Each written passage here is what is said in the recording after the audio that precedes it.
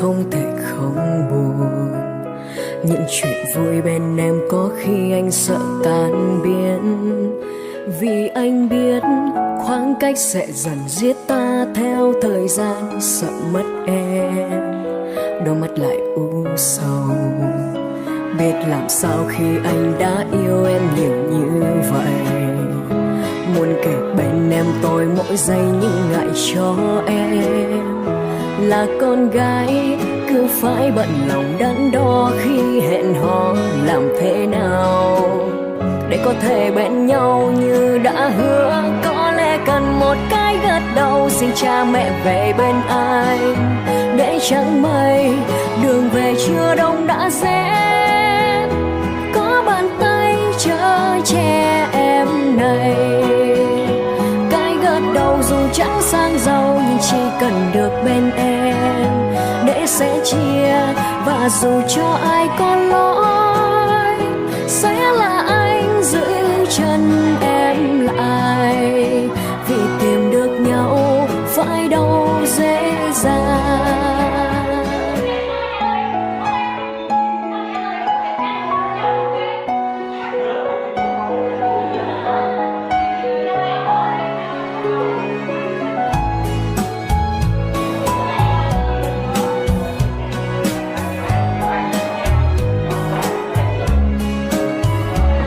Làm sao khi anh đã yêu em nhiều như thế, muốn kề bên em tôi mỗi giây, lại ngại cho em là con gái cứ phải bận lòng đắn đo khi hẹn hò.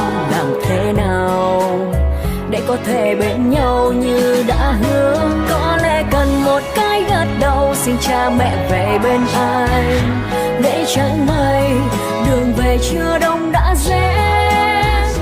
Có bàn tay chở che em này, cái gật đầu dù chẳng sang giàu nhưng chỉ cần được bên em để sẻ chia.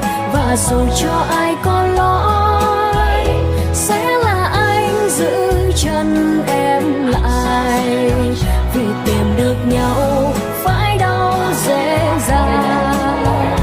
Có lẽ cần một cái gật đầu xin cha mẹ về bên anh, để chẳng may đường về chưa đông đã rẽ.